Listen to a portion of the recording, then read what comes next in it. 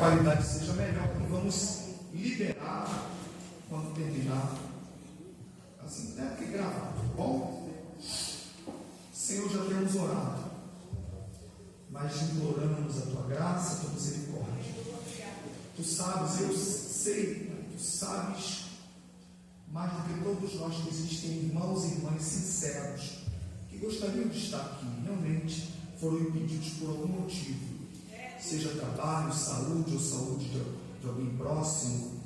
Nós sabemos disso, mas eu peço que tu despertes aqueles que podem vir. Aleluia. Tem negligenciado o estudo da tua palavra. Senhor, sem o teu Espírito nós não conseguimos dar passos firmes e concretos no estudo da tua palavra. Pedimos, portanto, a direção e orientação.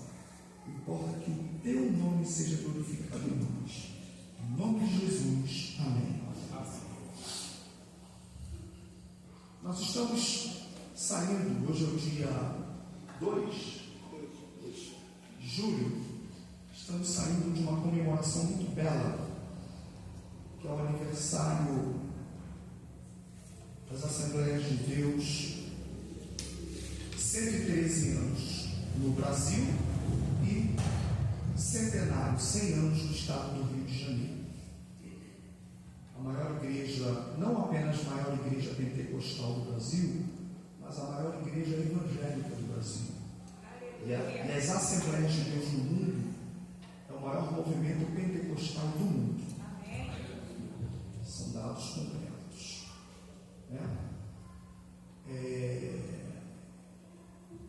Eu estava até analisando algumas coisas relativas ao movimento pentecostal e ao movimento Holiness, meados do século XIX, final do século XIX, início do século XX.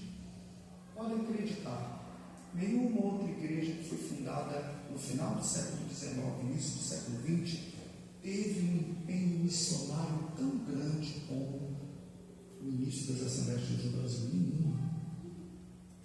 A quantidade de missionários que veio a partir do navio da Nuremberg foi estrondoso. Nenhuma outra houve assim. A quantidade de suecos que vieram depois de norte-americanos. E outra, nenhuma outra, acredite, nenhuma outra teve uma expansão tão rápida no Brasil. O Brasil é um continente, né, irmãos? Nenhuma outra teve um crescimento tão esplendoroso no Brasil como as Assembleias de Deus. Isso foi coisa sobrenatural mesmo. Foi coisa sobrenatural no mundo. Não só no Brasil, foi no mundo todo. Então, irmãos, não há como negar que foi uma obra do sobrenatural que começou com o navio de Nuremberg no Brasil. Abra sua Bíblia. Vamos analisar. O tema do nosso estudo é doutrinas pentecostais. Você pode repetir comigo? Vamos lá. Doutrinas pentecostais. Os irmãos podem falar, só os irmãos bem forte, por favor. Doutrinas pentecostais. Eu vou me valer do Evangelho de Lucas, uma passagem no início e outra no final. Ao nosso Senhor Jesus toda honra, toda glória, todo louvor e toda adoração. Amém? Glória a Jesus.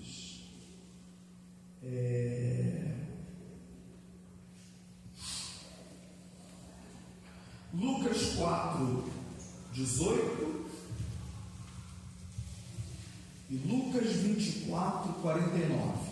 Ou seja, um versículo no início e outro no final do chamado autor pentecostal, escritor pentecostal. Lucas é o carinhosamente chamado pelos teólogos de escritor pentecostal. Por quê? Porque ele narra no Evangelho de Lucas o que Cristo começou a fazer na unção do Espírito Santo no seu livro em Atos o que ele continuou fazendo na vida dos apóstolos pelo poder do Espírito Santo. Amém? Através do Espírito Santo. O que Cristo continuou fazendo na vida dos apóstolos. Os apóstolos agora cheios do Espírito Santo. E Lucas, o escritor pentecostal, é o maior historiador da história da igreja. Primeiro historiador.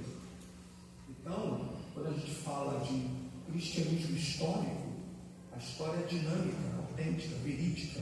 Ela narra a vida. Então, cristianismo histórico é bíblico. Cristianismo bíblico é histórico. É histórico, é bíblico, é real e é de poder. Amém? O cristianismo histórico é importante, porque o histórico começa nos evangelhos, vai para Atos, só que a história continua. A história da verdadeira igreja continua na história da igreja. Você pode dizer amém? Amém. O cristianismo histórico é importante. Importante, porque é vivo, porque é a história da verdadeira igreja de Cristo. Então, irmãos, Lucas 4, 18 diz assim: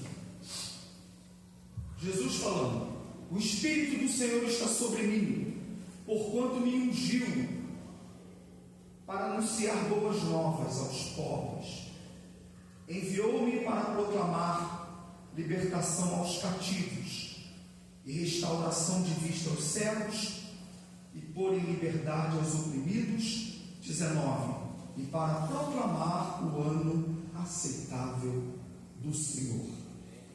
Sobre Jesus, é Jesus ungido pelo Espírito. Aquilo que eu gosto de dizer, que eu li uma vez e nunca mais esqueci. Jesus Cristo é Deus, o Espírito Santo é Deus. Jesus Cristo, como homem, foi ungido pelo Espírito Santo, mas jamais deixou de ser Deus, porque Deus não nega a si mesmo. É o Deus encarnado. É aquilo que a gente diz, que Jesus é Deus ungido por Deus como homem, mostrando que nem Deus no homem quis ser homem sem a unção de Deus. E o mesmo Espírito agora sobre nós. Olha a promessa agora, Lucas 24, 49.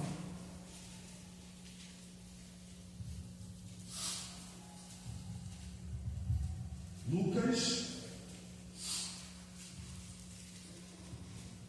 24, 49. Eis que sobre vós envio a promessa de meu Pai. Ficai, porém, na cidade, até que do alto sejais revestidos de poder. Por que eu escolhi Lucas no início e Lucas no final? Lucas é o escritor pentecostal, e Lucas começa o seu evangelho dizendo que Jesus começou o seu ministério debaixo da unção do Espírito. Amém? O Espírito do Senhor está sobre mim. E no final do seu evangelho, ele narra a promessa. Lucas narra a promessa que Jesus fez aos discípulos: não vão ainda, fiquem, ficar em Jerusalém, né? Aquela questão do vinde a mim, vinde após mim, ficai e ide.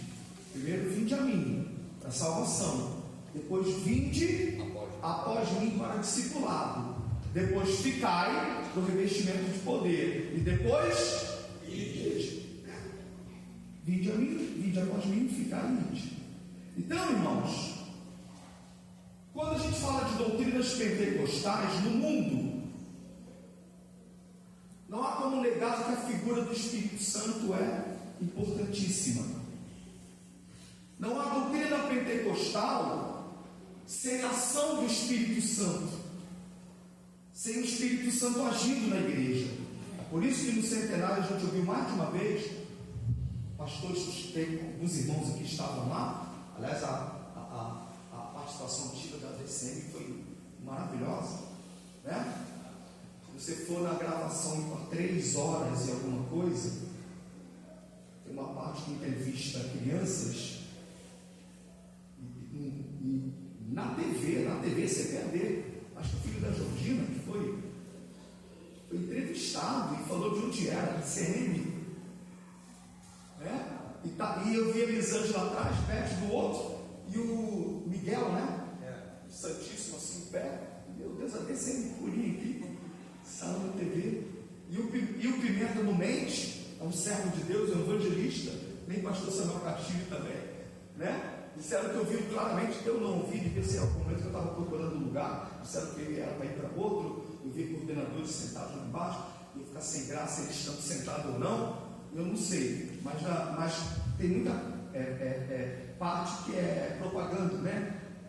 Mas eu não ouvi, mas eu acredito que eles disseram que falaram também acerca do texto, né? Do meu texto no Mensageiro da Paz, não é isso, Clemente? Correto. Não é isso? Então, mas mais de uma vez, vocês ouviram pastores dizendo: o Espírito Santo é agente fundamental no pentecostalismo, e é verdade. Sem a ação do Espírito Santo, nós não temos doutrina pentecostal, né? Foi uma ênfase dada que nenhuma outra igreja estava dando durante séculos a ação do Espírito Santo. Então é fato. Por isso que eu comecei nesse estudo sobre doutrina pentecostal. Jesus Cristo começando o seu ministério dizendo: o Espírito do Senhor está sobre mim. E Jesus fazendo a promessa aos discípulos: sobre vós envio a promessa do meu Pai, ficar em Jerusalém até que do alto sejais revestidos de poder. É claro, irmãos, nunca houve uma época em que o Espírito Santo deixasse de agir na igreja. Quem fala isso está equivocado. Nunca houve uma época em que o Espírito Santo estava amarrado de agir na igreja. Quem disser isso está dizendo que a igreja está parada. E desde que Jesus enviou o seu Espírito, a igreja ela sempre esteve ativa.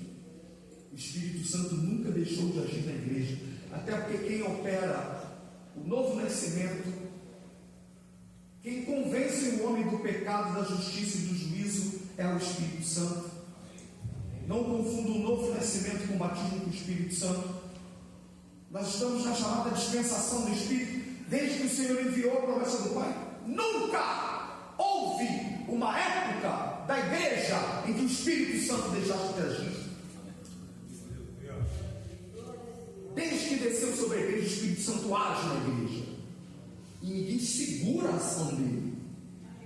Ninguém tolhe a ação dele. Houve sim fases em que houve pouco por causa da fé dos homens. É como se fosse uma centelha. Mas houve época que uma grande tocha se acendeu. Mas apagar nunca apagou. Que sempre houve na história da igreja, não foi apenas do século XII para cá, não foi só no Pentecostes, depois ficou parado até o século XII, com a questão dos valdenses. Antes também, livros seguros que contam que havia casos de cristãos antes do século XII, um pontual aqui, outro ali, que pessoas tinham experiências sobrenaturais com Deus através do Espírito, entendeu? Mas o ardor, o fervor pentecostal, esse sim, foi em Atos, na igreja primitiva, e depois ascendeu, né, do chamado movimento Holiness para frente. Legal? Importante que se diga isso também. Importante ter a honestidade, a sinceridade, a coragem de falar isso. Se a gente for analisar o contexto das igrejas protestantes dentro de um recorte temporal, e é importante, e é espiritual que vai ser colocado, né? Entre a pós-reforma e o pentecostalismo clássico, nós vamos entender o contexto do que incentivou ou motivou o que viria a ser o fervor pentecostal. Nós colocamos assim, contexto das igrejas protestantes entre a pós-reforma e o pentecostalismo clássico. O que eu quero dizer com pós-reforma e pentecostalismo clássico? Pré-reforma, o que é reforma? É o período da reforma protestante, século XVI. Martim Lutero prega as 95 teses, depois outras reformas aconteceram. A gente sabe isso. A data oficial escolhida é 31 de outubro de 1517, certo? Então, é a data da reforma. Pré-reforma, o que veio antes. Houve os pré-reformadores. Pós-reforma, o que houve depois. Então, se for analisar o contexto da pós-reforma e o pentecostalismo clássico, o que é o pentecostalismo clássico? Aquele que começou no início do século XX. Então, pós-reforma, depois do século XVI, pentecostalismo clássico, início do século XX. Tá legal aí, irmão? Dá uma sacudida no teu irmão aí, diga. Tá legal aí, irmão? Pós-reforma, pentecostalismo clássico. Ok? A pós-reforma, formação de algumas denominações oriundas da reforma. Ou seja, depois da reforma, houve aquilo que eu chamo de reforma dentro da reforma. Foi importante o surgimento da igreja luterana. Foi importante o surgimento da igreja inglesa, anglicana. Foi importante isso tudo. Mas precisou de uma reforma mais profunda dentro da própria reforma. Entendeu? Então, dentro do luteranismo, surgiram os pietistas, que fizeram uma reforma mais profunda. Os pietistas no luteranismo. Na igreja inglesa, chamada igreja anglicana, Deus levantou movimentos mais profundos, que foram os puritanos, os chamados puritanos. E esses termos eram dados pejorativamente, como uma zombaria ou uma acusação, porque eram considerados santos. Né? Mas os próprios anglicanos não gostavam dos puritanos e até os perseguiam. Esses são os puritanos. Nós tivemos que viver uma vida mais de pureza. Por que os metodistas receberam esse nome? Eles querem viver sob métodos, não de acordo com o mundo, são metodistas.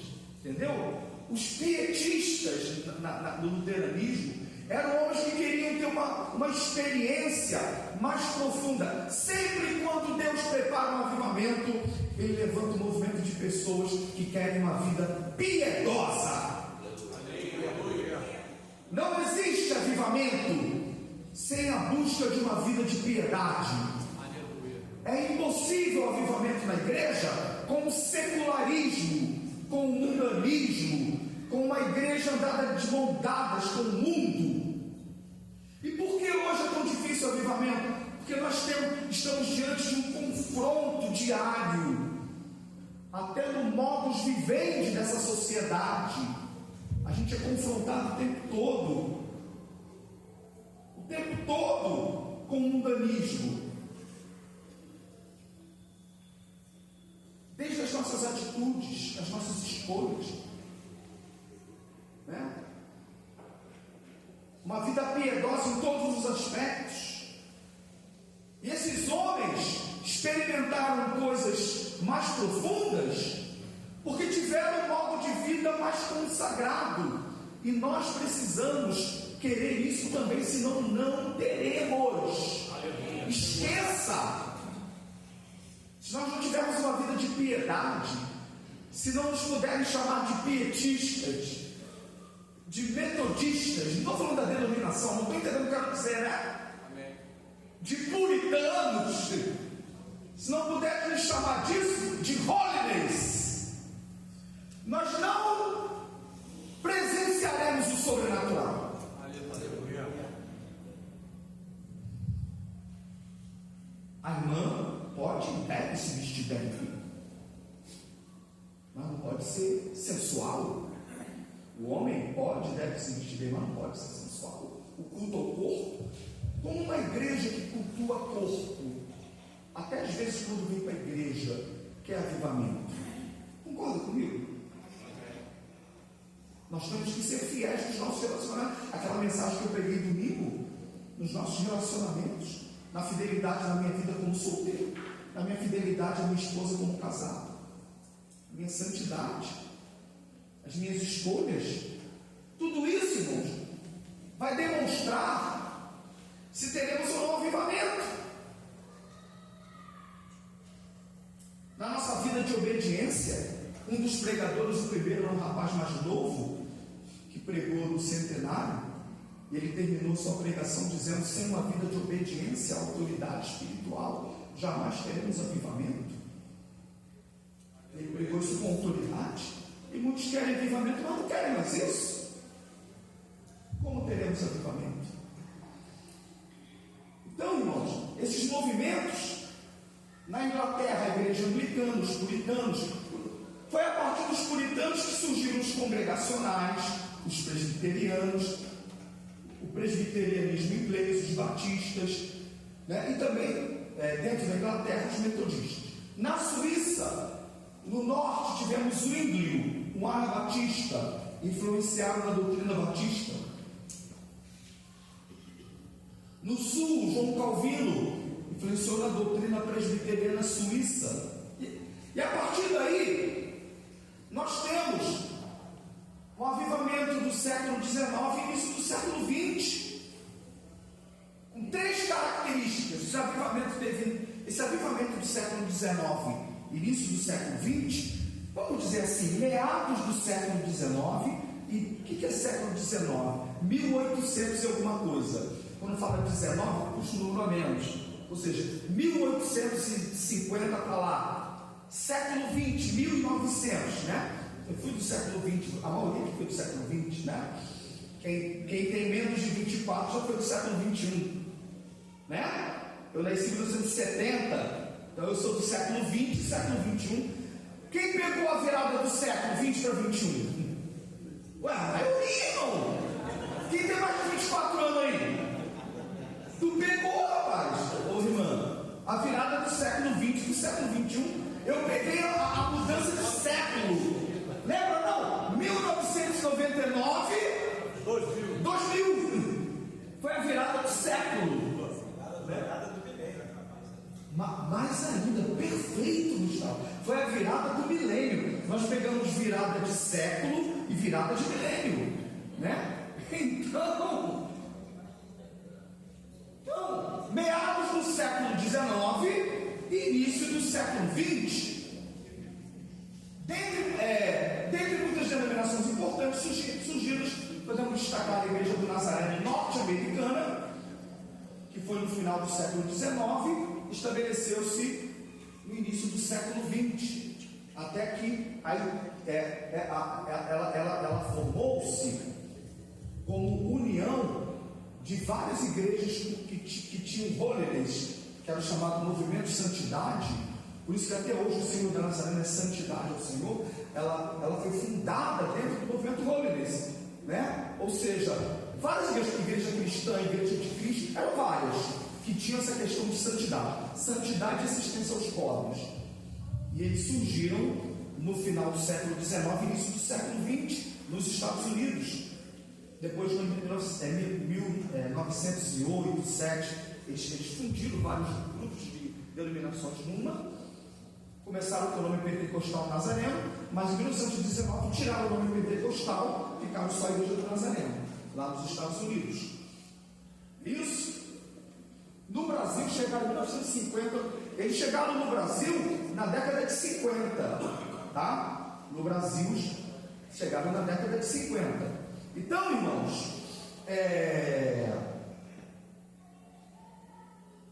e as Assembleias de Deus no início do século XX, por influência de 1906, só que há uma diferença entre o pentecostalismo nazareno, isso é um fato, e o pentecostalismo da Rua Azusa, que influenciou a Assembleia de Deus. A do Nazareno não deu tanta influência no movimento do batismo com língua, experiência pentecostal. Já o movimento da Rua Azusa, Assembleia of God, Assembleia de Deus e Assembleia de Deus no Brasil, deram a ênfase na experiência dos dons espirituais e batismo com o Espírito Santo, com evidência de falar em línguas.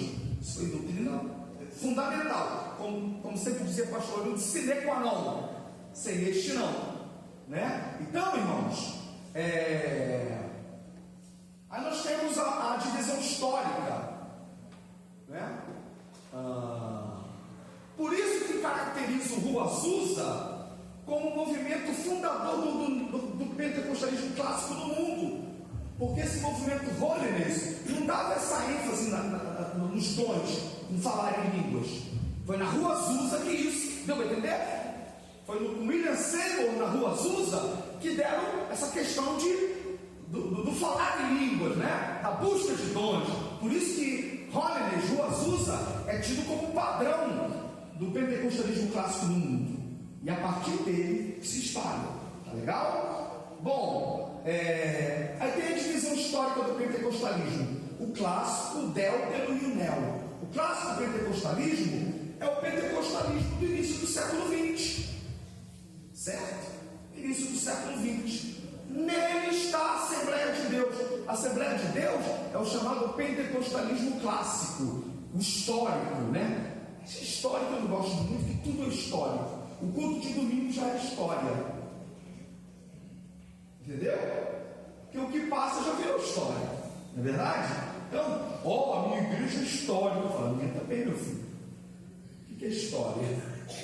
Né? Então, a melhor divisão é o clássico, o pentecostalismo clássico, o deltero, ou o segundo movimento pentecostal, meados da década de 50 e 60, tá? E o neopentecostalismo, as igrejas mais recentes da década de 70 e 80 para cá. Então, a Assembleia de Deus, ela faz parte do pentecostalismo. Vamos lá, pentecostalismo clássico. Ou seja, Deus honrou a Assembleia de Deus com o pentecostalismo que ascendeu no planeta depois de milênios, certo? Aquele da Rua Azusa. Foi essa influência da Rua Azusa que influenciou Gunavir e Daniel Berg. Então é o clássico, é o ascender. E como foi lindo ver no centenário aquela tocha, o neto de Gunavir, pastor sueco também, né? Pegando aquela tocha. Não teve quem não sentisse a presença de Deus naquele momento. Quem estava ali, eu estava lá dentro. Quem estava lá dentro sentiu a presença do Senhor, ver eles trouxendo. Eu falei, meu Deus, que honra, né? O neto de Gunavir pegando aquela tocha pentecostal e levou até o presidente da convenção geral, passou para o outro, né? Então, irmãos, é importante isso. Dentro desse contexto, eu estava vendo hoje um material da Assembleia de Deus norte-americana, Assembly of God, e tem o mesmo pilar que a nossa no Brasil, e eles colocam lá 4 pilares, e esses pilares foram ditos pelo presidente da convenção geral. E esses pilares nós pregamos há décadas, e eles lá nos Estados Unidos eles colocam isso, 4 pilares do nosso pentecostalismo, e que você, como assembleiro, tem que saber, porque os nossos missionários falavam. Eu consultei hoje, está lá na Assembleia de Deus americana. Embora a Assembleia de Deus brasileira, com relação à americana, ela começa com uma questão. Ela escolheu esse nome em 18, por uma questão de similaridade doutrinária, mas ela tem uma administração independente, mas tem uma similaridade, uma união, vamos dizer assim, fraternal, certo? E os 4 pilares são, em toda a Assembleia de Deus do planeta: Jesus Cristo salva. E eu vi hoje no material da Assembleia de Deus norte-americana. Segundo, Jesus Cristo batiza com o Espírito Santo. Terceiro, Jesus Cristo cura. E 4, Jesus Cristo voltará. Eu diria, você vai para casa hoje lembrando os 5 pilares da reforma e os 4 pilares do pentecostalismo. Da reforma, sola gratia, sola fide, solus Christus, sola escritura, sólida e glória.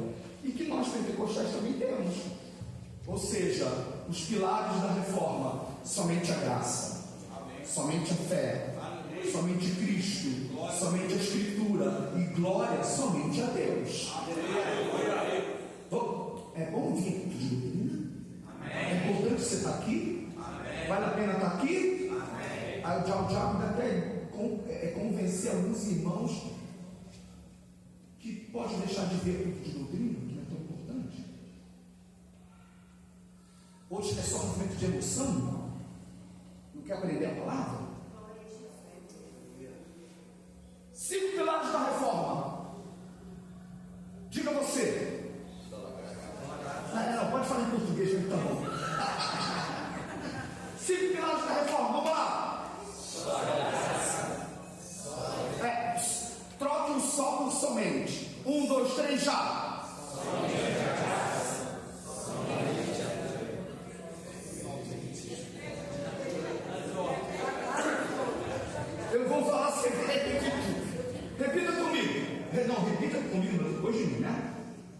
Somente a graça. Somente a graça. Somente a fé. Somente a fé. Deixa eu morrer não. Não repita, deixa eu morrer não. Só não deixa eu morrer. Vou repetir. Somente a graça. Somente a graça. Somente a fé. Somente a fé. Somente Cristo. Somente Cristo. Somente a Escritura. Somente a Escritura. Glória somente a Deus. É o que eu creio e ponto. A gente se de bobalhão, nós vamos querer ficar questionando só a Escritura. Pode escrever o que quiser, pode escrever à vontade. Você quer mudar? Eu tenho argumento suficiente em nossos teólogos também. A gente vai perder tempo com isso não. A gente sabe no que crê, sabe o que é e ponto final. Glória a Deus! Acabou. Esses são os pilares da reforma. Agora os 4 pilares da doutrina pentecostal que estão dentro dos solas. Jesus Cristo salva. Jesus Cristo salva. Jesus Cristo batiza com o Espírito Santo. Jesus Cristo batiza com o Espírito Santo. Jesus Cristo cura. Jesus Cristo cura. Jesus Cristo voltará. Jesus Cristo voltará. Agora eu quero que os irmãos, a decência vai conseguir isso. Vão dizer os 5 pilares da reforma e os 4 pilares da doutrina pentecostal. Você vai para casa com isso decorado. 5, não vou nem falar, sei que vocês vão acertar, hein? 5 pilares da reforma. Somente a graça. Somente a fé. Somente Cristo. Somente Jesus. 4 pilares da doutrina pentecostal. Jesus salva. Jesus Cristo santo. Jesus Cristo cura. Jesus Cristo voltará. Você pode aplaudir ao Senhor e glorificar o seu nome? Aleluia! Glória a Deus! Então, irmãos, uma coisa importante, algumas coisas são importantes. Primeiro que eu coloco ali, ó, os 4 principais pilares têm Jesus Cristo como centro. É Ele quem salva, é Ele quem cura, é Ele quem batiza com o Espírito Santo, e é Ele quem vai voltar. Aleluia.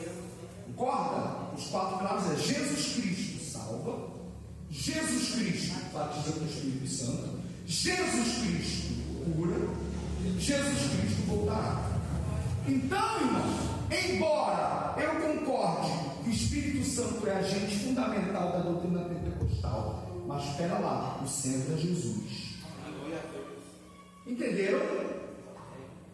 O centro é Jesus.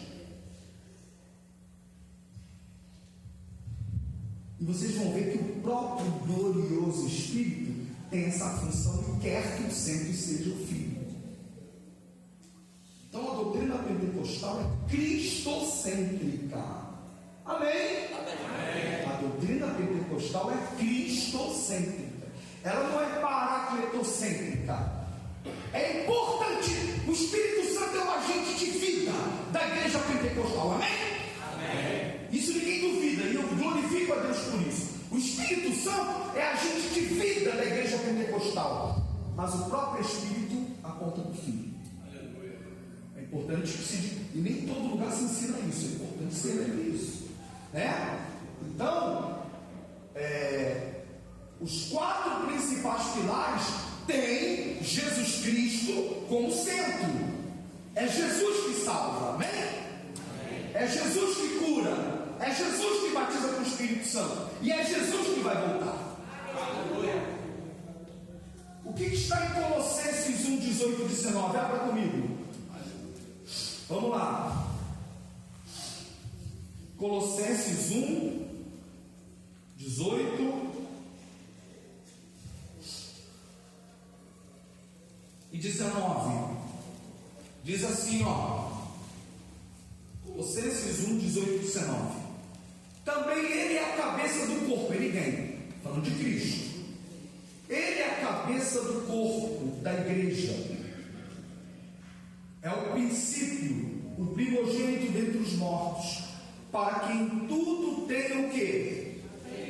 A preeminência. Aí o 19 diz, olha que lindo, porque aprove a Deus que nele, em Cristo, habitasse toda a plenitude.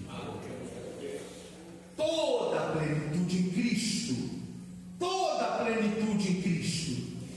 Então a mensagem pentecostal tem a pessoa gloriosa do Espírito principal agente, mas ela é cristocêntrica. Amém? Isso é doutrina sadia pentecostal. É Jesus que salva, é Jesus que cura, é Jesus que batiza com o Espírito Santo, e é Jesus quem vai voltar. Glória a Deus. Outra, o Deus triuno, na pessoa do Pai, do Filho e do Espírito Santo, Deus triuno é adorado por sua natureza e atributos. Então é um erro quando alguém diz: não se pode adorar o Espírito, porque o Espírito veio glorificar o Filho. Não, aprende direito. Se o Pai é Deus, tem atributo divino, natureza divina. Se o Filho é Deus, tem atributo divino, natureza divina. Se o Espírito é Deus, tem atributo divino, natureza divina. O Pai é adorado, o Filho é adorado e o Espírito é adorado. Amém? Você pode dizer comigo: glórias ao Pai, ao Filho e ao Espírito Santo. Amém, amados? Amém? O Pai é adorado, o Filho é adorado, o Espírito é adorado. Porque somente o Deus triuno, santo e verdadeiro, tem atributos incomunicáveis, natureza divina. Então o Espírito é adorado pelo que é, e é Deus. Agora também é importante dizer o seguinte: está dando para ver ali a pessoa gloriosa do Espírito Santo? Está dando para ler? Não? Eu vou ler. Não tem problema não. Tá pequeno, né? Não, tá claro. Ah, tá claro? Então apaga o da frente, vocês leem. Quem pode apagar o da frente rapidinho, por favor?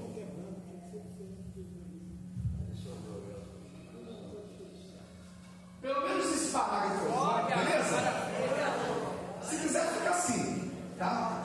Olha só, vamos ler juntos então? A pessoa gloriosa do Espírito Santo, tá? 1, 2, 3, já! A pessoa gloriosa do Espírito Santo tem deixado sem sua obra, a igreja não tem vida. Todavia, a obra do Espírito Santo é cristocêntrica. Assim como o Filho veio glorificar o Pai, o Espírito Santo veio glorificar e dar testemunho do Filho. Do Filho, não é filha, não, é filho, tá? Vou corrigir ali. Continua. Nessa harmonia gloriosa do Deus Pai, Filho e Espírito Santo. Vocês entenderam? Repetir. A pessoa gloriosa do Espírito Santo tem destaque e preponderância na igreja pentecostal, é claro. Você vê status, né? Sem sua obra, a igreja não tem vida, você concorda? Todavia, a obra do Espírito Santo é? Ou seja, a obra do Espírito Santo aponta para Cristo. Amém? Assim como o Filho veio glorificar o Pai, o Espírito Santo veio glorificar e dar testemunho do Filho. Nessa harmonia gloriosa do Deus Pai, Deus Filho e Deus Espírito Santo. Por isso que eu falo, pode ser. Obrigado. Se precisar ler, a gente, tá? Ou vocês preferem ficar assim para vocês verem melhor? Me perdoa, Roberto, eu vou ficar assim. Na gravação dá para me ver, tá? Olha aqui, irmão. Por isso que eu pergunto, por isso que eu falo o seguinte: querem saber se o Espírito Santo está em alguma igreja, alguma obra? Querem saber se é mesmo o mover do Espírito Santo? É simples. É só perguntar assim, ó. Quem está sendo glorificado? Glória a Deus. Simples. Ali o Espírito opera, é a obra do Espírito. É mesmo? Tá. Pergunto. Quem está sendo glorificado? É Maria ou é Espírito Santo? É anjo? No culto é mais anjo? O tempo todo. Não é o Espírito Santo. É pregador? É cantor? Não é o Espírito Santo. É Jesus Cristo, então é o Espírito Santo. Glória a Jesus, irmãos. É Jesus Cristo o centro, então é o Espírito Santo. Glória a Deus. É importante isso. Vamos ver alguns textos, por favor. Olha que coisa gloriosa. Abra a Bíblia em João 8:54. João, capítulo 8, versículo 54. Jesus fala assim, João 8:54. Respondeu Jesus: se eu me glorificar a mim mesmo, a minha glória não é nada. Ou seja, Jesus está falando, eu não preciso glorificar a mim mesmo, é outro que me glorifica. Esse é um exemplo para nós, né, irmãos? Não de glorificar, de reconhecimento, né? Quem me glorifica é quem? Meu Pai. É meu Pai, do qual vós dizeis que é vosso Deus. Aleluia. Olha que lindo. O Pai glorificou o Filho. Agora vamos continuar. João 17:4. Folheia, por favor. João, capítulo 17, versículo 4. Eu glorifiquei-te na terra, tendo consumado a obra que me deste a fazer. Então o diácono Marcos leu.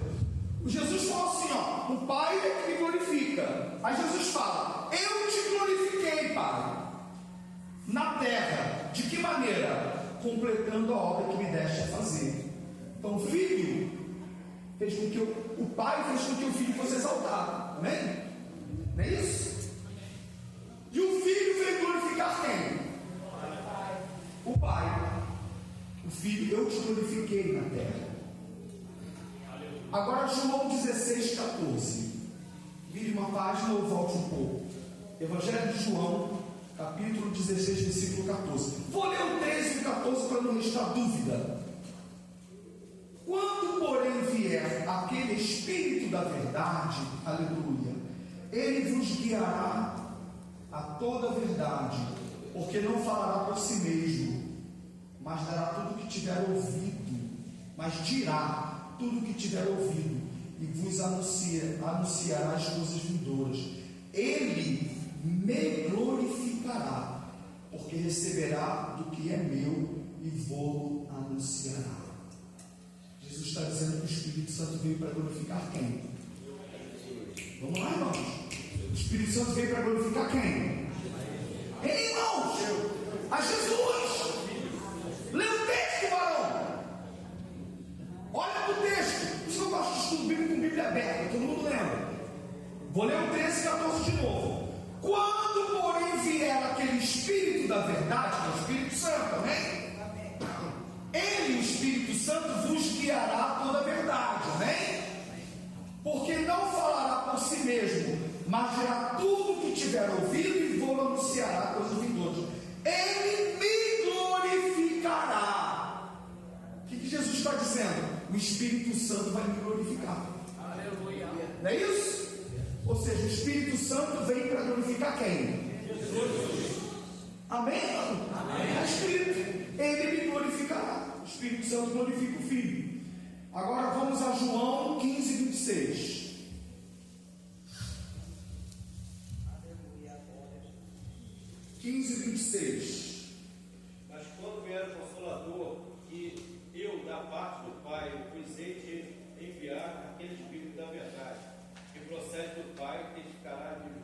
Isso. A minha versão diz: quando pois vier o ajudador, que eu vos enviarei, o Pai enviou o Filho enviou o Espírito. Vou repetir: o Pai enviou o Filho enviou o Espírito. Ficar em Jerusalém até que do alto seja revestido. Quem enviou o Espírito foi o Filho. Quem enviou o Pai foi o Filho. Perdão, quem enviou o Filho foi o Pai. Glória a Deus. O Pai enviou o Filho enviou o Espírito. Quando vier o ajudador, consolador, aí é parácletos no grego, que também pode ser interpretado como advogado. Jesus é o advogado, o ajudador. Ele foi, mas deixou outro no seu lugar, igual. Alos Paráclitos. Outro. Alos é outro do mesmo tipo. Outro consolador. Não é? Héteros é outro diferente, mas outro consolador é outro do mesmo tipo. Porque o Filho é o advogado, o Paráclito, o Espírito Santo é o Paráclito, o ajudador, o consolador. Ele dará testemunho de mim. Ou seja, o Espírito veio para glorificar o Filho e dar testemunho do Filho. Então, irmãos, o poder do Espírito Santo sobre você, o batismo com o Espírito Santo sobre você, é para que você tenha mais autoridade e poder para dar testemunho de Jesus, para glorificar Jesus, para ter Jesus mais vivo em tua vida, para evangelizar Jesus. Quanto mais cheio do Espírito, mais Jesus, mais vive Jesus, mais prega Jesus, mais amor por missões, mais amor por almas. Por que o avivamento da Rua Azusa foi verdadeiro? Por que o batismo com o Espírito Santo de Cunhavinho foi verdadeiro? De Daniel Berg, de Samuel Biston, de Eurico Bergstein, de Nelly J. Nelson foi verdadeiro? Porque estes homens de Frida Vigre, porque estes homens e mulheres cheios do Espírito Santo tiveram mais sede por Jesus. E sede por ganhar almas para Jesus. Você pode glorificar o Senhor? Isso é o verdadeiro revestimento de poder. Mas desejo de evangelizar almas. Glória a Jesus. Isso é importante. Vamos lá para a gente concluir esse nosso estudo. Repita comigo. Jesus, pode acender que agora é mais tranquilo, tá? Mesmo. Repita comigo. Jesus Cristo salva. Jesus Cristo salva. Tá bem forte para tremer essa rua. Vamos lá. Jesus Cristo salva. É o pilar pentecostal. É pilar de toda igreja. Toda igreja cristã prega isso. Jesus Cristo salva. E é uma verdade. Vamos ver Atos 4, 11 e 12. Atos capítulo 4, 11 e 12. Diz assim: Ele é a pedra. Pedro falando sobre Jesus. Ele é a pedra que foi rejeitada por vós, os edificadores, a qual foi posta como pedra angular. A pedra da igreja verdadeira. A pedra não é Pedro, a pedra é Cristo. Cristo é a pedra fundamental da igreja. Cristo é a pedra. E é Pedro que está dizendo. Não é ele que está pregando aí? O Pedro está dizendo que a pedra é a Petra. Pedro está dizendo que a pedra é a Petra, é a rocha, é Jesus. Ele é a pedra, aleluia. Aí no 12 ele fala: e em nenhum outro há salvação, porque debaixo do céu nenhum outro nome há dado entre os homens pelo qual devamos ser salvos. Por isso que dizemos: Jesus Cristo salva. E dizemos mais: só Jesus Cristo salva. Porque em nenhum outro há salvação. Nenhum outro. Só em Jesus. Só em Jesus. Aleluia. Atos 16, 30 e 31. Atos 16, 30 e 31. Nos diz a palavra do Senhor. E a questão do carcereiro de Filipos, né? Paulo e Silas. E tirando-os para fora, disse-lhes: Senhor, e tirando-os para fora, disse: Senhores, que me é necessário fazer para me salvar? Responderam eles: crê no Senhor Jesus e serás salvo, tu e a tua casa. Aleluia. Eu vou ler o 30 e vocês vão ler o 31 bem forte. Pode ser? Pode ser mesmo, irmão? Isso!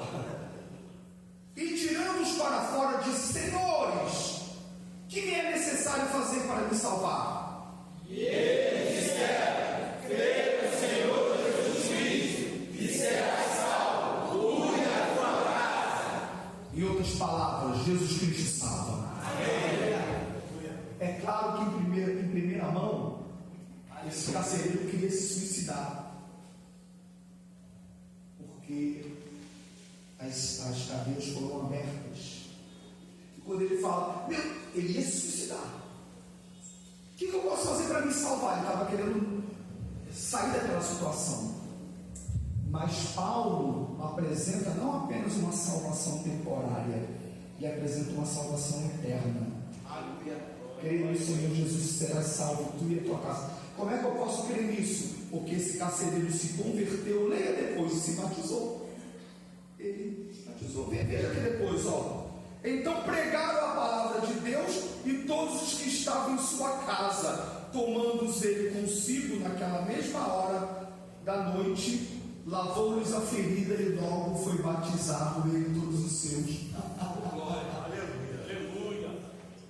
Paulo fala, crê no Senhor Jesus será salvo você e sua casa. E foram salvos ele e a casa dele? Foram salvos e foram batizados. Você pode glorificar a Jesus? Em outras palavras, Jesus Cristo salva. Jesus Cristo salva hoje? Jesus Cristo salva hoje, igreja? Nós temos essa mensagem gloriosa. Não cessemos de anunciá-la. A função dessa igreja é anunciar a salvação de Jesus. Aleluia. Permita usar o seu nome, mas o Eliel está trazendo a família dele. Ele está sendo missionário. Aleluia. Teve domingo que ele veio aqui, o motoqueiro Eliel, tendo dificuldade de se firmar. Aleluia, Deus. Mas uma vez eu disse para ele, mais disseram, você vai ficar firme dessa vez. Eu quero isso em nome de Jesus. Aleluia. Ele está trazendo a família e tem gente se convertendo. Glória a Deus. Nunca abandone, fique firme. Uma maneira de evangelizar é chama. O máximo que vai ouvir é o quê? Não convida. A fé vem pelo ouvir e ouvir pela palavra. Então vocês convidando, já está evangelizando. Não pense que entregar folheto é qualquer coisa. Deus pode fazer algo por um folheto. O jovem Paulo, eu estava lendo isso hoje na biografia, já tinha ouvido antes, já tinha recebido antes. Paulo Macalão, um católico, que não tinha certeza de sua salvação, filho de um general, tinha dúvida da sua vida espiritual, não tinha desejo por coisas espirituais. No início do século passado, 23, 24, não de cabeça, que as primeiras reuniões foram em abril de 24, né? 30 de abril foi oficializada a igreja ali, mas depois instituída em 22 de junho de 24. Mas Paulo Macalão estava no primeiro grupo de crentes. E sabe como o primeiro fervor dele se converter? Ele andando pela rua de São Cristóvão, com dúvidas, com tristeza no coração. Diz a biografia, o livro da biografia de Abraão de Almeida, historiador da Assembleia de Deus. O jovem Macalão, caminhando com dúvidas sobre a vida, fez um folheto no chão amassado. Pega aquele folheto. Pega um folheto no chão. O mundo espiritual não sabia quem seria Paulo Libas Macalão. Ele lê versículos evangélicos e o endereço do culto na casa da irmã Brito. A família Brito. E ele foi lá. Acabou se convertendo e ainda casou com a filha lá do casal Brito, que é a Zélia Brito. Você acha que folheto é qualquer coisa? Quanta uma sexta-feira minha. Teve uma sexta-feira que eu saí com os jovens aqui antes do evangelismo. E quero saber, antes da vigília, só vai ter vigília, eu falei, só vai ter vigília depois de evangelizar. Vocês lembram, galera? Só vai ter vigília depois de evangelismo. Teve um culto de domingo que eu peguei aqui, já estava vazia. fazendo foto do crente. Cadê esses crentes? Cadê esses crentes domingo à noite? Jamais se espera do crente, a menos que tenha questão de enfermidade, trabalho, sabe? Deixou o povo cantando. Quem quer ir comigo? Vamos lá na praça. Praça assim, e ali fica assim agora, ó. Pelo menos pode dizer, ó, Jesus te ama. Pá, isso aqui não é em vão. Eu sempre gostei de ar livre, estou com saudade de ar livre. Vou pegar uma quinta-feira dessa, vou botar de caixa na. Se tiver 100% bom ou não interessa. Se o som está ligado e ali ouve, vou ligar e vamos fazer ar livre. Estou coçando aqui para fazer ar livre. Se vier 20, vamos fazer. Se vier só eu de guitarra, vai ser eu na guitarra. E vamos fazer ar livre. Essa igreja cresceu assim. Faz ar livre desde 86. Sabe por quê? Porque Jesus Cristo salva. João 3,16, porque Deus amou o mundo de tal maneira que deu seu Filho unigênito, para que todo aquele que nele crê não pereça, mas tenha. Não apenas Jesus Cristo salva, mas também Jesus Cristo batiza. Vamos botar primeiro o batismo do Espírito Santo. Jesus Cristo batiza com o Espírito Santo. Vamos dizer forte: Jesus Cristo batiza com o Espírito Santo. Vamos ler os textos direto. E a palavra que dá vida não é a minha palavra, é a palavra de Deus. Esses versículos já vão edificar a tua vida. Você crê no que vai ler agora? Amém. Mateus 3,11.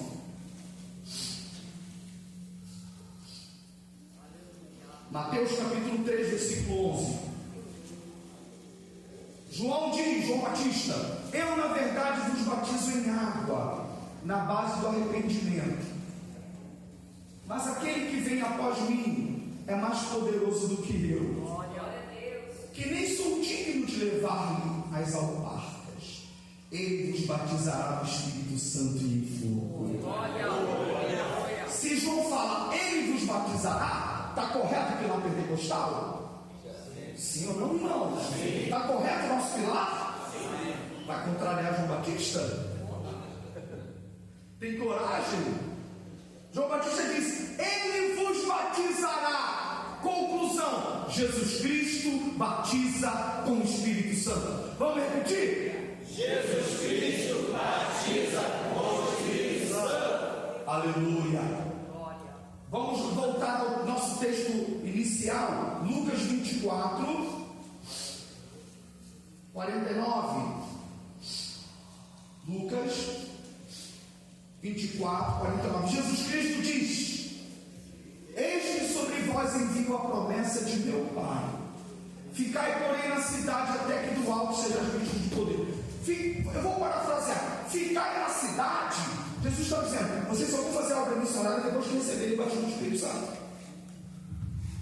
Esse ficar eu quero parafrasear para você. Ficai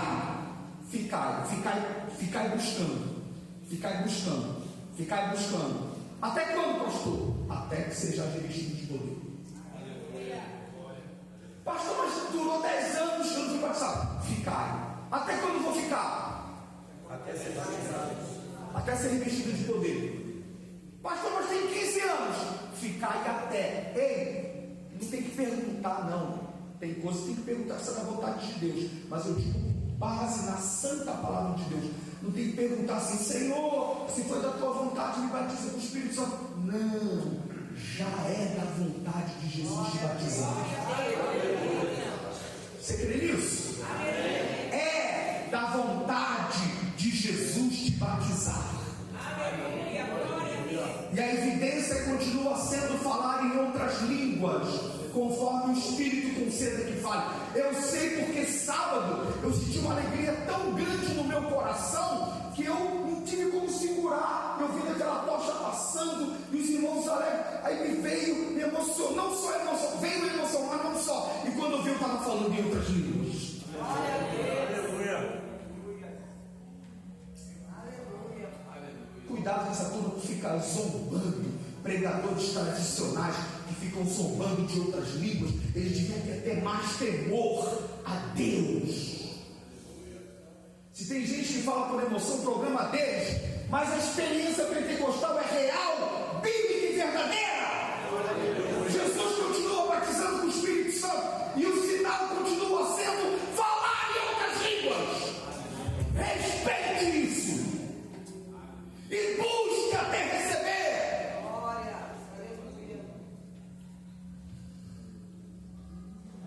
Crentes obreiros precisam ser batizados com o Espírito Santo. Busque hoje, busque agora. Você buscar o batismo não atrapalha, não vai me atrapalhar dar estudo, não. Busque o poder do Espírito Santo. Porque é promessa. A igreja não pode abrir mão. A igreja Assembleia de Deus não pode abrir mão desse valor. Eu não abro mão desse valor. Jesus Cristo batiza com o Espírito Santo e o sinal continua sendo falado em outras línguas. A igreja pode dizer amém? Amém. Não abro mão disso. Jamais abrirei mão disso. Aleluia. Aleluia. Atos 1, 7 e 8. Vamos comigo? Atos capítulo 1, 7 e 8. Respondeu-nos: a vós não vos compete saber os tempos ou as épocas que o Pai reservou a sua própria autoridade, mas recebereis poder ao descer sobre vós o Espírito Santo, e ser-me-eis testemunhas, tanto em Jerusalém como em toda a Judéia e Samaria e até os confins da terra. Aleluia. Promessa de Jesus. Virando a página, o versículo que narra o cumprimento dessa gloriosa promessa. Atos capítulo 2 diz: ao cumprir-se o dia de Pentecostes, estavam todos reunidos no mesmo lugar. De repente veio do céu um ruído, como que de um vento impetuoso, e encheu toda a casa onde estavam sentados. E lhes apareceram umas línguas como que de fogo, que se distribuíam sobre cada um deles, pousou uma. E todos, repita comigo, todos. E todos ficaram cheios do Espírito Santo. E qual foi o sinal perceptível que eles ficaram cheios do Espírito Santo? E começaram a falar noutras línguas, conforme o Espírito lhes concedia que falasse. Este foi o sinal perceptível. Aleluia! Pastor, mas não é só para aqueles dias, porque tem um pastor muito teólogo, muito conhecido, grego, hebraico, aramaico, que diz que o teólogo disse que foi só para aquela época. Eu prefiro acreditar no que Pedro disse. Vamos lá, o que Pedro disse? Será que é para hoje? Vamos lá, 38 e 39 de Atos 2. Atos 2, 38 e 39. Pedro então lhes respondeu: arrependei-vos e cada um de vós seja batizado em nome de Jesus Cristo para a remissão de pecados. Uma coisa: recebereis o dom do Espírito Santo, batismo, porque a promessa vos pertence a vós, a vossos filhos e a todos quantos estão longe, a quantos o Senhor nosso Deus chamar. Aleluia. Enquanto o Evangelho for pregado, a promessa continua valendo. Enquanto o Evangelho continua sendo pregado, o batismo com o Espírito Santo continua valendo. Enquanto o Evangelho continua sendo pregado, Jesus continua batizando com o Espírito Santo. E o sinal continua sendo falar em outras línguas, conforme o Espírito Santo conceda que fale. Isso é doutrina pentecostal. Repita comigo: isso é doutrina pentecostal. Isso é doutrina pentecostal. Então nós já vimos, Jesus Cristo salva. Amém? Amém.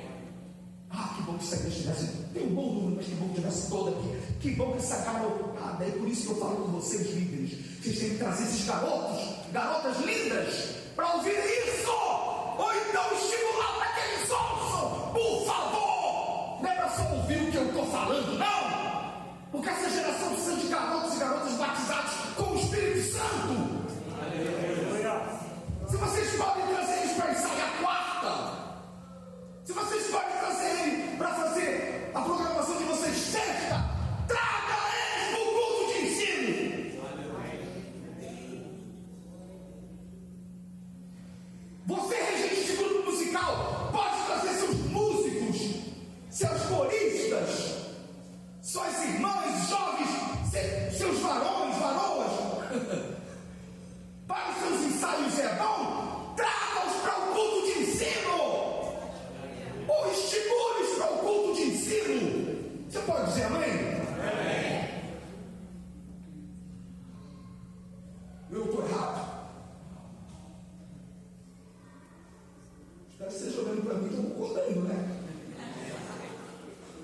A menos que me convença. Se me convencer aqui, tudo bem.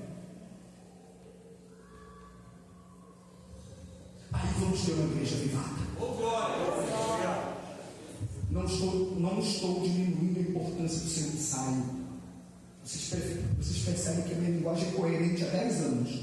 Eu não mudei até hoje que eu falo. Acho importantíssimo o seu ensaio. Mas eu acho importantíssimo a sua presença no culto de ensino. Assim como é importantíssima a sua presença na escola dominical. Glória a Jesus. O Senhor batiza com o Espírito Santo. O Senhor batiza com o Espírito Santo. O Senhor batiza com o Espírito Santo. Amém. Aleluia. Jesus Cristo cura. Repita comigo. Jesus Cristo cura. Eu creio nisso. Vamos ver as passagens. Marcos 16, 15 a 20. Meu estudo hoje estou dando as bases das doutrinas pentecostais, irmãos. Marcos 16, 15. Ide por todo mundo, pregar o evangelho a toda criatura. Obrigado, Marcão. Agora eu vou ler do microfone até o 20, tá? Marcos 16, 15 diz assim: e disse-lhes: ide por todo mundo, pregai o evangelho a toda criatura. 16. Quem crer e for batizado será salvo, mas quem não crer será condenado. E estes sinais acompanharão os que crerem. Em meu nome expulsarão demônios, falarão novas línguas, pegarão serpentes, e se beberem alguma coisa mortífera, não lhes fará dano algum. E porão as mãos sobre os enfermos, estes serão curados. Eu tive professor sensacionista, teólogo que diz que Bíblia não é para hoje, fala, e ele interpretava assim: não falar em outras línguas quer dizer, vai aprender um idioma para ser missionário.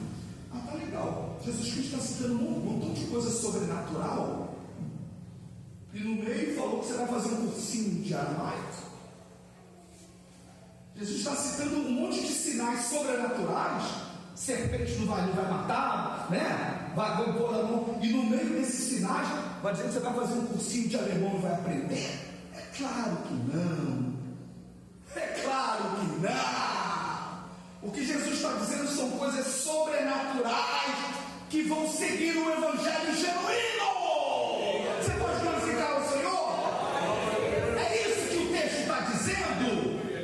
Ou seja, e outra coisa, em meu nome, no nome de Jesus, eu vou fazer um curso de alemão. Não, em meu nome quer dizer, o sobrenatural vai agir. Aleluia, não é isso?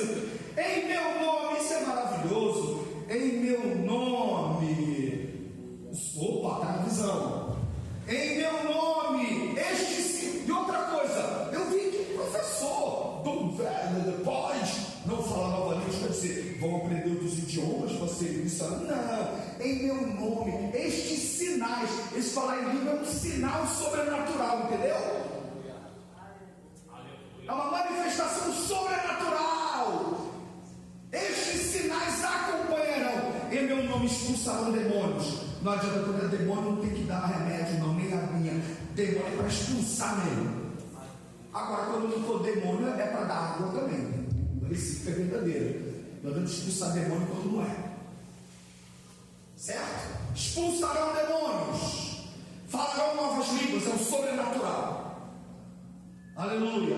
Pegarão serpentes, e se beberem alguma coisa mortífera, não lhes fará dano algum, e porão as mãos sobre os enfermos, e eles serão curados e os curarão. Ou seja, Jesus prometeu, ele cura. Jesus Cristo cura. Quem crê que Jesus Cristo cura? Amém. Jesus Cristo continua curando. E nós temos ouvido testemunhos nessa igreja, irmãos. Testemunhos de cura de Jesus. Jesus continua curando. E eu creio nisso. Aleluia. Aleluia. Outra coisa importante. Isso aqui agora tem que se converter aqui, ó. Atos 2, 43. Vamos lá. Atos Atos 2,43, abra comigo, já estou aqui no final. Atos 2,43. Em cada alma havia temor, e muitos prodígios e sinais eram feitos pelos apóstolos. Ou seja, na igreja primitiva tinha sinais e prodígios. Sinais e prodígios.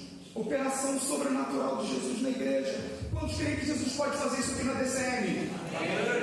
Jesus mudou?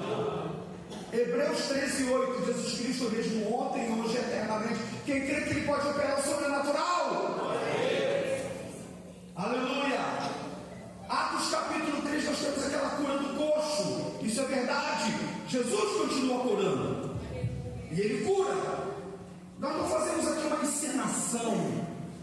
Nem queremos mexer no teu emocional. O propósito de consagrar esse óleo aqui é porque a gente crê na cura. O propósito de dar presbíteros, evangelistas e pastores para ungir está dizendo o seguinte: nós, como presbíteros, obreiros, temos uma responsabilidade, porque isso aqui é o óleo santo, simbolismo do Espírito Santo. Eu teria temor de pegar isso aqui e abrir, e eu oro dizendo: esse óleo é símbolo do Espírito Santo, eu te unjo em nome de Jesus. Se minha vida não tiver santidade, porque a igreja não dá sério. Amém? Amém? É por isso que a gente não dá óleo só para membro, é para obreiro. E nós temos a quem mais é dado, mas é? Obreiro é coisa séria. Obreiro é coisa séria. Padrão de obreira, para nós, é Zélia Macalão. Padrão de obreira é Frida Vingre. Vida reta, piedosa, santa. Aleluia. Até no que eu visto, como eu me posiciono. Se a gente consagra obreiro, é para ser exemplo, padrão, de ter autoridade para colocar a mão e orar, se vai expulsar esses demônios, se for o caso. Nós, obreiros, temos essa responsabilidade. A pessoa obreiro fofoqueiro, que coisa mais terrível. Cláudio fofoqueiro, falando mal do pastor pregando e fofocando. O irmão pregando e fofocando. Se eu tiver que falar alguma coisa do culto, não, vem nós. Se tiver que falando alguma coisa do culto, mas já pensou? O pastor ministrando com temor a Deus, preocupado com Deus, falando, e o obreiro lá. O sangue de Jesus tem poder. Amém, irmão? O sangue de Jesus tem poder. Igreja é coisa séria. O obreiro tem integridade. Tiver dificuldade, procura o teu pastor. De obreiro para obreiro. O obreiro, homem de Deus, o obreiro, mulher de Deus, vai sempre concluir para a unidade e edificação da igreja. Porque a igreja é coisa séria. Agora eu peguei aqui uma coisa. Isso aqui é coisa séria. Amém? Isso aqui é coisa séria. Agora também é importante notar o seguinte. É importante notar que, embora creiamos que Jesus Cristo cura os enfermos, todavia, isso não significa dizer que se algum cristão estiver enfermo, é porque sempre ele está com falta de fé ao pecado. Isso é teologia da prosperidade. E a Assembleia de Deus não é adepto da teologia da prosperidade. Minha fonte de consulta é Gisel Gomes, Helena Cabral, é Antônio Gilberto, é Abraão de Almeida. Eles sempre ensinaram. Isso aqui que eu estou lendo para vocês foi deles que eu li. Que se alguém ficar enfermo significa dizer que está com falta de fé ao pecado. Existem casos na palavra de Deus, e tem gente que às vezes gosta de fazer para puxar as pessoas para si. Existem casos na palavra de Deus em que homens fiéis a Deus ficaram doentes e nem por isso foram caracterizados em pecado ou falta de fé. Vamos para a Bíblia? Abra a tua Bíblia em 2 Timóteo 4:20. Vamos para o texto. 2 Timóteo capítulo 4 versículo 20. Paulo, que foi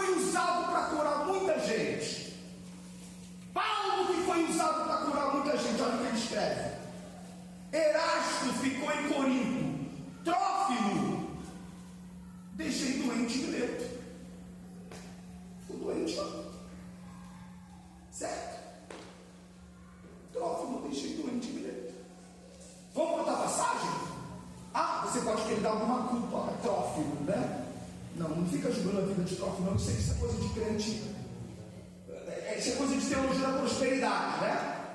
Não entra nessa furada, não. Senão vai ter que julgar o pastor Timóteo, o homem de Deus, tá? Aí vai julgar Timóteo também, tem coragem? Vamos lá. Vamos para 1 Timóteo 5:23. 1 Timóteo 5:23. Tem que dar estudo completo, sincero, honesto, de todos os lados. É isso que é o ensino da palavra. Amém, irmãos? 1 Timóteo 5:23. Paulo recomendando a Timóteo: não bebas mais água só, mas use um pouco de vinho, por causa do teu estômago e das tuas frequentes enfermidades. Não era só uma enfermidade pontual, não. Frequentes enfermidades. Mas Paulo não era usado para curar. E o cara estava com doença frequente. Vai julgar o pastor Timóteo por isso? Eu não teria coragem, não. Nem julgar Paulo. Então não significa que se o homem de Deus ficar doente, é que ele não tem a fé ou está em pecado, não. Se pode ser malandragem que quer colocar, se o pastor ficar doente, colocar a igreja como seu pastor, ou um obreiro contra a sua igreja. Que história é essa? Pregar o evangelho honesto. Gálatas 4, 13 a 15. Abra a Bíblia lá. Gálatas capítulo 4, 13 a 15. Abra comigo, vamos lá, vamos para o texto. Gálatas capítulo 4, 13 a 15. E eu gosto dessa minha versão aqui da atualizada. Ali fala, na corrigida, fraqueza na carne. Mas as melhores traduções trazem essa palavra que eu vou botar aqui, ó. Gálatas 4, 13 a 15. E vós sabeis que por causa de uma enfermidade na carne, Paulo estava doente, por causa de uma enfermidade na carne, vos anunciei o evangelho. Até a enfermidade de Paulo servia para ser missionário. Por causa de uma enfermidade da carne, vos anunciei o evangelho a primeira vez. E aquilo que na minha carne para vós era uma tentação ou uma fraqueza, não o desprezastes nem o repelistes, antes me recebeste como a um anjo de Deus, como a Cristo Jesus. Coisa linda. Aí depois Paulo vai desenvolvendo. Que coisa linda, irmão. Coisa linda a gente ensinar a Bíblia como ela é mesmo de verdade, né? Como ela é de verdade mesmo. Paulo fala do seu espinho na carne. 2 Coríntios 12, 7 a 9. E para que eu não me vangloriasse por causa da excelência das revelações, foi me dado um espinho na carne. Pegue a palavra carne no seu sentido de Gálatas e Corinto. Foi por causa de uma enfermidade na carne que eu levei o evangelho para vocês. E ele fala, para que eu não me exaltasse por causa da excelência da revelação, foi me dado um espinho. Se você vai falar que acha que carne é carnalidade, é pecado, não. Paulo fala que eles não sabem o seu corpo. Ele já tinha resolvido essa questão de carnalidade. Fraqueza na carne quer dizer alguma coisa no corpo que doía, entendeu? Alguma coisa no seu corpo que fazia doer. O qual 3 vezes roguei a Deus que o tirasse de mim. E que o Senhor respondeu para ele: a minha graça te basta, porque o meu poder se aperfeiçoa na fraqueza. Como que dizendo, o Senhor preferia Paulo com esse espinho na carne, mas foi quem foi. Amém?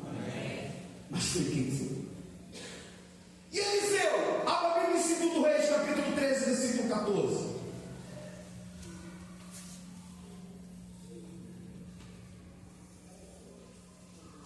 Segundo Reis, capítulo 13, versículo 14.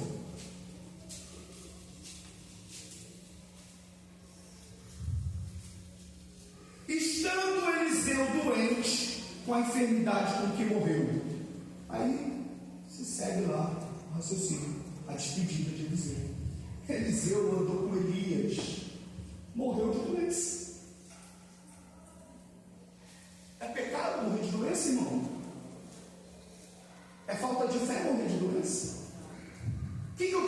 entrar como pentecostal honesto. Jesus cura. Amém? Jesus ressuscita. Jesus cura quem está em coma. Crê? Jesus cura de tudo. Mas se alguém tiver que partir doente, parte fiel. Isso que eu vou falar, que eu estou falando não é popular, mas eu tenho que ser honesto contigo. Caso o Senhor tenha que levar algum irmão da nossa igreja com enfermidade, eu não estou enganando vocês. Minha mãe partiu de doença, mas partiu de doença ganhando almas para Jesus.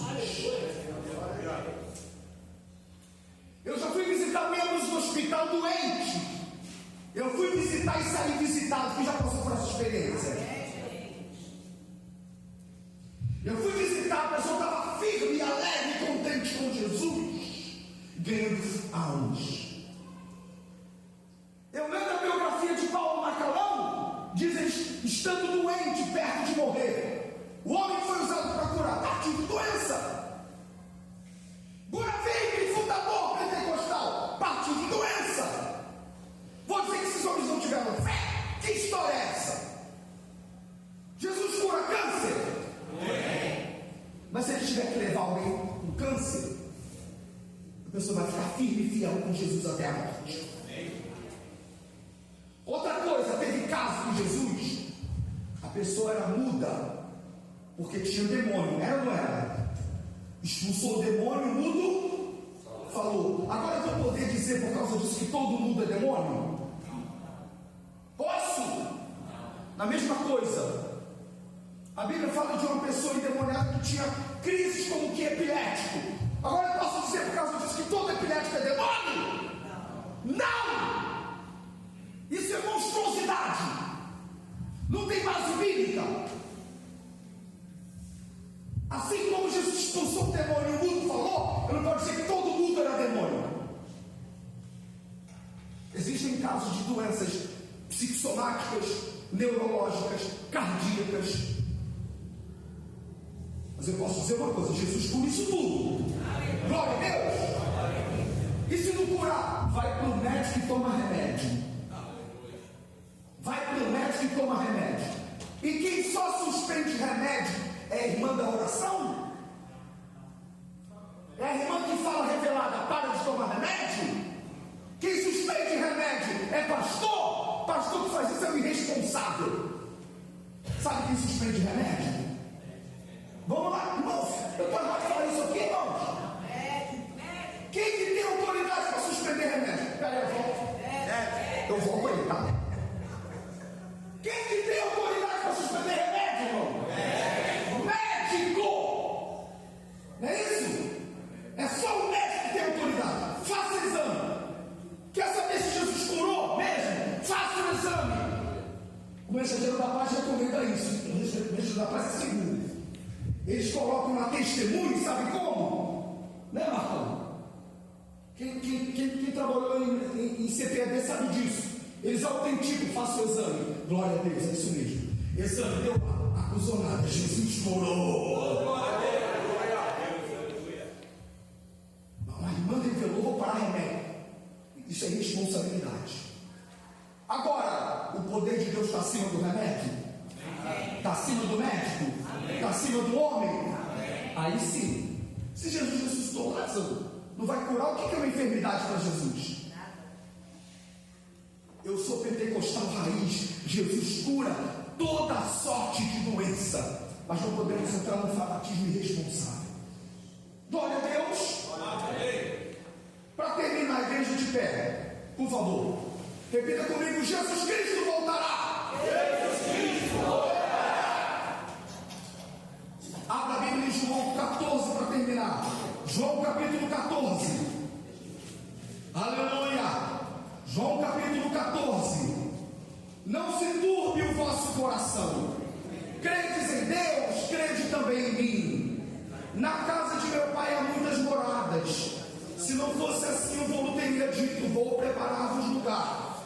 E se eu for e vos preparar lugar, virei outra vez e vos tomarei para mim mesmo, para que onde eu estiver, estejais vós também. Jesus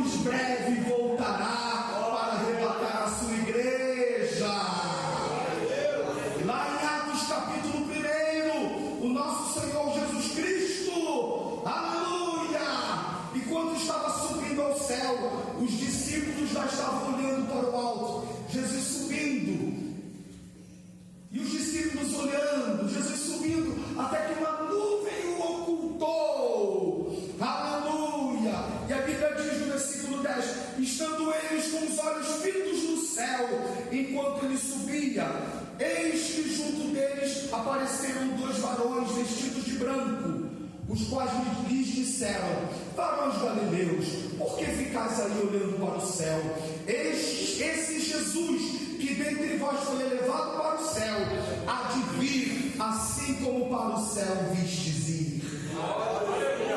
Paulo, escrevendo aos Coríntios capítulo 15, diz que se nós esperamos Cristo só para essa vida, somos os mais miseráveis dos homens. E depois na frente ele diz: comamos e bebamos. Se é só para aqui Jesus, se é só para uma campanha de prosperidade, se é só para ganhar a benção, comamos e bebamos, porque amanhã morreremos. Mas glória a Deus que a nossa esperança não está aqui. Paulo fala em Filipenses capítulo 3, versículo 20, que a nossa pátria está nos céus, onde aguardamos o Salvador, que transformará o corpo da nossa humilhação para ser conforme o corpo da sua glória. 1 João capítulo 3, João diz: amados, agora somos filhos de Deus, mas ainda não manifesta o que havemos de ser, mas sabemos que quando ele se manifestar, seremos semelhantes a ele, porque assim como é, o veremos. Lá em Tessalonicenses, Paulo promete, na doutrina do arrebatamento, um dos textos mais lindos: não queremos que sejais ignorantes acerca dos que já dormem, para que não nos entristeçais como os outros que não têm esperança. Porque se queremos que Jesus morreu e ressuscitou, quem crê nisso? Assim também os que dormem, Deus mediante Jesus estará em sua companhia.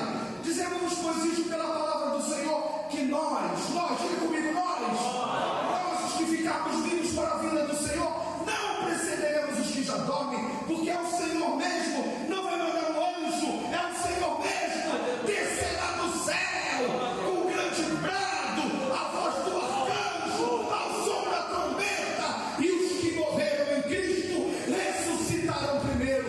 Depois nós, repita, nós, fica com essa boca fechada, não será nós, os que ficarmos vivos, seremos arrebatados juntamente com eles nas nuvens, e assim estaremos para sempre com o Senhor.